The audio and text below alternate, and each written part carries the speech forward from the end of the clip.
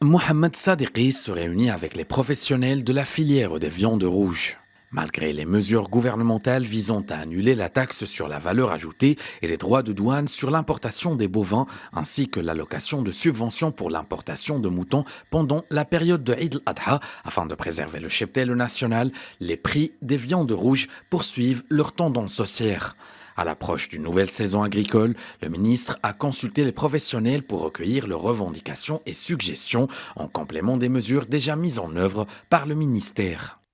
Donc l'objectif de cette réunion, c'est d'examiner les mesures à mettre en place, d'abord pour protéger le potentiel de production et le capital de production, à travers l'appui à l'alimentation, à travers le suivi sanitaire et à travers donc l'aide aux éleveurs. Et puis dans un deuxième temps, disons l'approvisionnement du marché national en viande rouge et en lait, et les mesures d'abord pour faciliter l'importation des matières premières pour les fourrages, mais également donc faciliter je dirais un certain nombre donc de composants tels que la poudre de lait pour les fromages et pour les dérivés laitiers. Comme la filière des viandes rouges, celle du lait a été sévèrement affectée par cette sécheresse persistante, notamment en ce qui concerne la production de nourriture pour le bétail.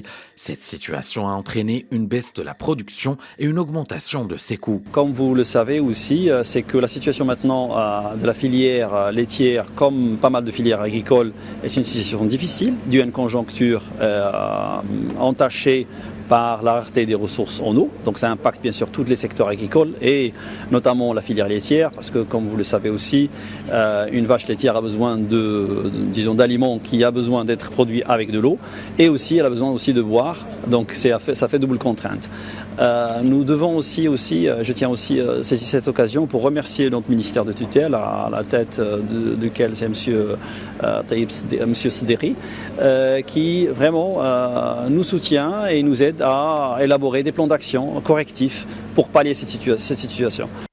Point d'orgue de cette réunion, plusieurs décisions à adopter prochainement. Elles devront se concentrer sur la préservation du cheptel national et le financement du marché local pour garantir des prix abordables pour les consommateurs marocains.